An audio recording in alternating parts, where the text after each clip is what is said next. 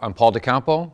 Do marketing and sales for Southbrook Vineyards in Niagara-on-the-Lake. And we run about 150 acres of organic biodynamic vineyard. We produce a line of organic wines that are distributed in Ontario, in Quebec, Alberta, and a little bit over in the UK as well. What do terms like natural and organic mean for grape growing and winemaking? Really, they correlate very well with producing high quality. So we don't really feel we're compromising by using the traditional methods. To make high quality wine, you don't really want huge crops. You want small crops of concentrated fruit. So avoiding things like synthetic fertilizers is a good thing for producing quality wine. We believe that we can control the kind of diseases and insects and weeds that can affect the production of the grapes by using natural and traditional methods as well. We find by having a balanced biodiversity around our vineyard that we don't have as much pressure from individual insects that gets out of hand. One thing that you'll notice in a lot of high quality production is the use of indigenous or wild yeasts. And so we're not adding yeast. We're making wine like our grandparents made, and that we're not using designer yeast that would increase the alcohol level and give us particular flavors. We're allowing the natural yeast from the vineyards to convert the sugars into alcohol, and then that gives us a more unique taste of place. Because, there's lots of wine in the world.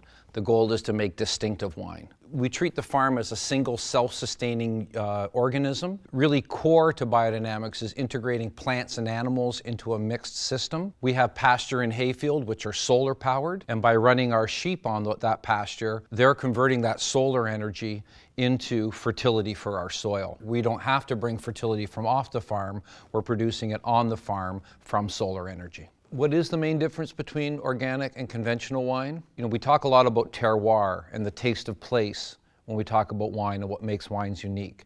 But we really believe that it's the intention behind it is as important as the soil. And for us, our intention is to make wines that are pleasurable to drink, that are healthy to drink, but are made in such a way that at the end of the growing season, there's going to be more resources to draw on rather than fewer. Conventional agriculture is an extractive process, meaning that the resources that we depend upon are reduced every year. We want to be part of an agriculture that at the end of a season, we have more topsoil, that the water is cleaner, that the biosphere around our vineyards is more vibrant and has more diversity into it. Are organic wines safer for your family? If your family is grape growers, definitely they're safer for your family. We work in the middle of the vineyard, and we believe it's safer for our families that we're not using the industrial chemicals, and safer for people who are downstream from us. For what's in the bottle, there certainly have been studies that show pesticide residues in finished wine. We're understanding more and more that even at low thresholds, that those chemicals can act as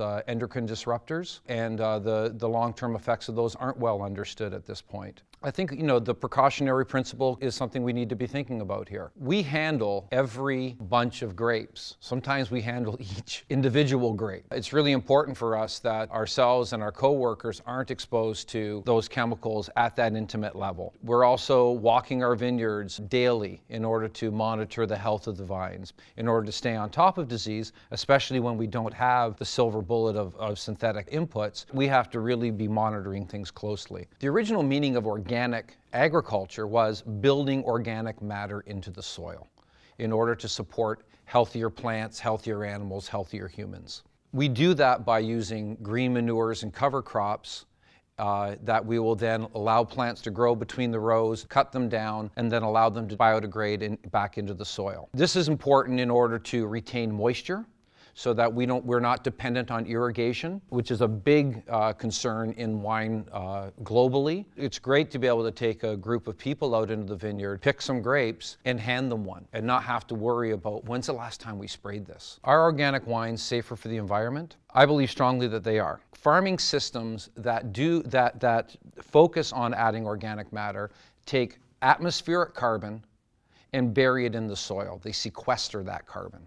So this is traditional farming methods are one way of combating climate change. Avoiding the use of synthetic fungicides and insecticides, it means that we have healthier biosphere, both in terms of the insect life that we can see and the pollinators and that complex biosphere, but also the microbiology in the soil remains much more healthy and much more complex. So we really need to figure out a way to grow our food, not in a way that's just going to feed the 9 billion in 2050, but that will continue to build our soil health, continue to build the resilience back into our biosphere so that we can feed ourselves as a species 10,000 years from now. I strongly believe that all farmers feel a connection to the land and a responsibility towards the quality of food they produce. No farmers are out there intentionally using methods that are destructive to the environment. But we don't always understand what the long-term effects are going to be of the choices that we're making. So things like the accumulation of nitrogen in our waterways, the things like the crashing of the pollinator populations, these were not foreseen. But now that we do see them, I question the responsibility to continue using them. The critical evidence is really starting to become very clear. I believe we have a responsibility to choose more sustainable methods, and sustainable meaning allowing us to grow food in the long term.